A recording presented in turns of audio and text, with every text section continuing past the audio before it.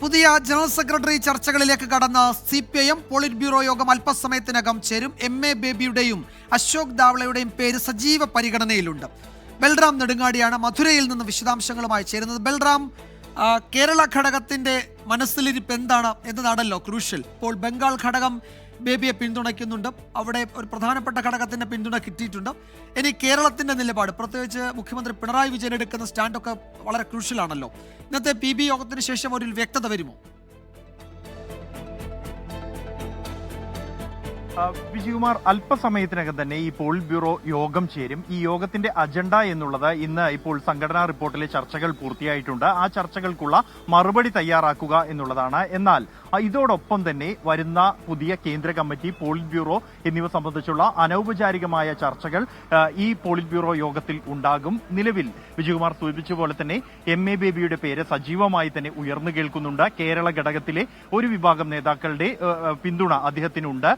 അതേസമയം മുഖ്യമന്ത്രിയാണ് ഇക്കാര്യത്തിൽ ഇതുവരെയും മനസ്സ് തുറക്കാത്തത്. അദ്ദേഹം മനസ്സ് തുറന്നാൽ ഉറപ്പായും MA ബേബി അടുത്ത ജനറൽ സെക്രട്ടറി എന്ന കാര്യത്തിൽ ഉറപ്പ് ഉണ്ടാകും. അതേസമയം ഈ ബംഗാൾ ഘടകം MA ബേബിയെ പൂർണ്ണമായി തന്നെ പിന്തുണയ്ക്കാൻ ഒരു ധാരണയിലെത്തിയിട്ടുണ്ട്. കഴിഞ്ഞ ദിവസം രാത്രി തന്നെ ഇതുമായി ബന്ധപ്പെട്ടുള്ള അനൗപചാരികമായ ഒരു ചർച്ചകൾ ബംഗാൾ ഘടകത്തിന് ഉള്ളിൽ നടന്നിരുന്നു. MA ബേബിയെ ജനറൽ സെക്രട്ടറി സ്ഥാനത്തേക്ക് പിന്തുണയ്ക്കാനുള്ള ധാരണ ആയിരിക്കുന്നു. ഒപ്പം തന്നെ മുഹമ്മദ് സലീമിന്റെ പേര് ഉയർന്നു വരികയാണെങ്കിൽ അത് അംഗീകരിക്കേണ്ടതില്ല എന്നും അദ്ദേഹം ബംഗാളിൽ തന്നെ സംസ്ഥാന സെക്രട്ടറിയായി തുടരണം, പാർട്ടിക്ക് വളർച്ചയ്ക്ക് അത് അനിവാര്യമാണ് എന്നുമുള്ള ഒരു നിലപാടാണ്. ഒപ്പം തന്നെ ദേശീയ തലത്തിൽ പ്രതിച്ഛായയുള്ള ഒരു മുഖം ആയിരിക്കണം വരുന്ന ജനറൽ സെക്രട്ടറിയുടേത് എന്ന ഒരൊറ്റ ഉപാധി മാത്രമാണ് ബംഗാൾ ഘടകത്തിന് ഉള്ളത്.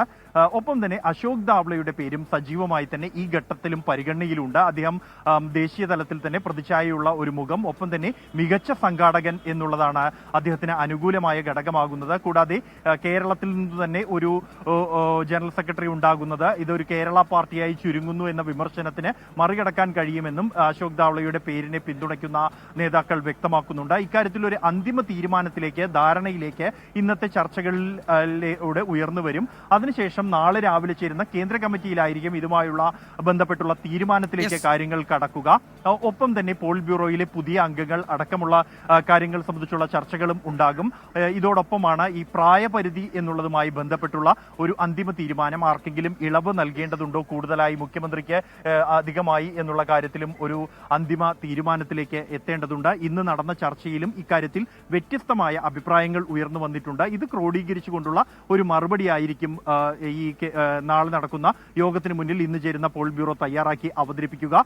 ഈ ഒരു മറുപടിയിലായിരിക്കും ഈ ഇളവ് സംബന്ധിച്ച് ഉൾപ്പെടെയുള്ള കാര്യങ്ങളിൽ വ്യക്തതയുണ്ടാവുക. ജനറൽ സെക്രട്ടറിയുടെ കാര്യത്തിലും ആ ഘട്ടത്തിലായിരിക്കും പൂർണ്ണമായ ഒരു വ്യക്തതയിലേക്ക് എത്തുക. വിജയകുമാർ, MA ബേബിയോ അശോക് ദാവളയോ ഇക്കാര്യത്തിൽ ഇപ്പോൾ ചേരുന്ന PBയും നാളത്തെ CCയും വളരെ പ്രധാനപ്പെട്ടതാണ്.